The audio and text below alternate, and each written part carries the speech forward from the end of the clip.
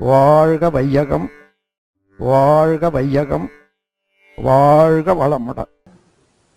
நான் சிறு வயதில் ஒரு வாய்ப்பாடு படித்தோம், 7 8 56.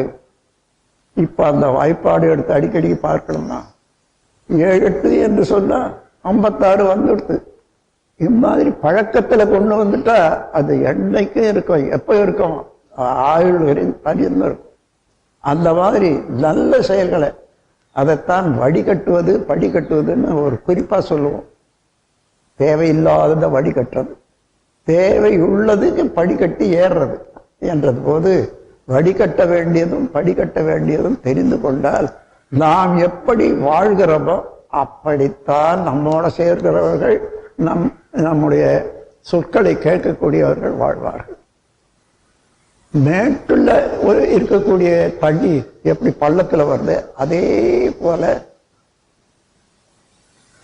அறிஞர்கள், பேரறிஞர்கள், ஆராய்ச்சியாளர்கள் யார் யார் என்னென்ன செய்கிறார்களோ என்னென்ன நினைக்கிறார்களோ அவர்களெல்லாம் அந்த சொற்கள் அந்த உயர்வெல்லாம் ஒவ்வொருவருக்கும் வந்து சேரும். ஆனால் அந்த அளவுக்கு நுணுக்கமான மன அலைச்சல் வரணும்னா இந்த கருமைய தூய்மை அவசியம். கடவுள் நிலையை அறிந்தால் மாத்திரம் போராது, கருமையத்தையும் தூய்மை செய்து கொள்ளணும். உதாரணம்,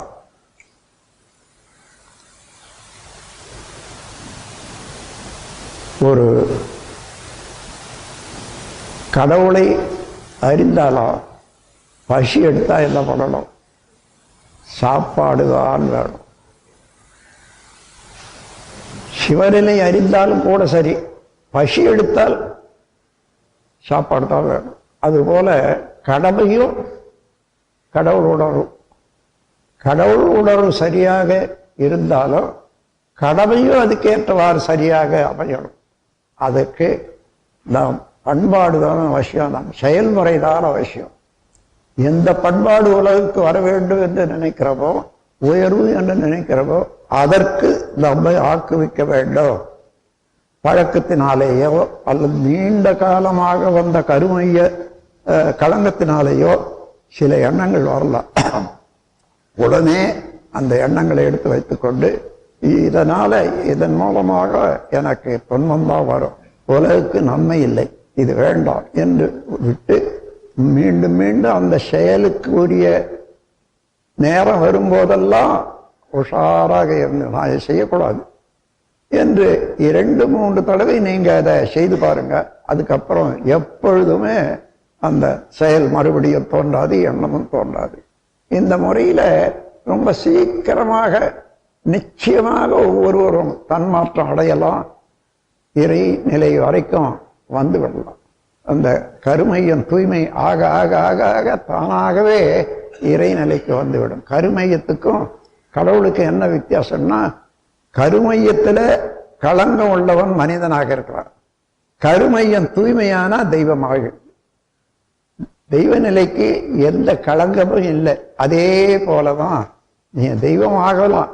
அந்த தெய்வமாகவே இருந்தாலும் கூட அது எப்படி தெரியும், அந்த கருமைய தூய்மை வந்தாதான் முடியும். அதனால கருமைய உண்மைகளெல்லாம் உணர்ந்த நீங்கள் ஒவ்வொருவரும் அந்த கருமைய தூய்மைக்கு முக்கியத்துவம் கொடுத்து வாழ்க்கையை எப்படி நீங்களே டெஸ்ட் பண்ணலாம். உங்க குடும்பத்துல 4 பேர் இருப்பாங்க, 6 பேர் இருப்பாங்க. இந்த 4 பேரோட முன்ன எப்படி நடந்து கொண்டோம் பழக்கத்தை வச்சு, இந்த 4 பேரோட விளக்கத்தை வச்சு எப்படி வாழணும். அங்கேயே பாருங்க, இதுக்காக கலாசாலை தேட வேண்டாம், அதுக்காக ஒரு பள்ளிக்கூடம் வேண்டாம். இது சுருக்கமான வழி என்று கூறி பேராசிரியர்களாக இருக்க நீங்கள் இதையெல்லாம் லேசாக உணர்ந்தும் செய்தும் உலகத்தை மாற்றி அமைக்கலாம்.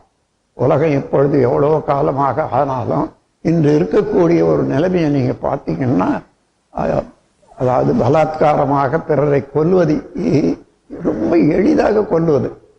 எளிதாக என்ன, கொல்றதுக்குரிய முறைதான் எளிதாக வச்சிருக்காங்களே தவிர அதனுடைய கொடுமை சொல்லவே முடியாத அளவுக்கு நாம் பார்க்கிறோம். இது இப்படியே இந்த உலகம் போக வேணுமா? அத்தகைய செயல்களை கேள்விப்பட்ட போதே நம்முடைய மனம் என்ன ஆகுது பாருங்க, அது கருமையத்தில் சேருமா இல்லையா? அதுவும் கலனமாவதே இல்லையோ? அப்போ நான் பெற்ற இன்பம் உலகம் பெற வேண்டும், எல்லாரும் தூய்மையாக மாற வேண்டும். வாழ்க வளமுடன். ஸ்கை வேதாத்ரி அமுதம் சேனலை சப்ஸ்கிரைப் பண்ணாதவங்க சப்ஸ்கிரைப் பண்ணுங்க, பெல் பட்டனை டச் பண்ணுங்க. அப்போ தான் நாங்கள் போடுற எல்லா வீடியோஸும் உங்களுக்கு கிடைக்கும். நன்றி. வாழ்க வளமுடன்.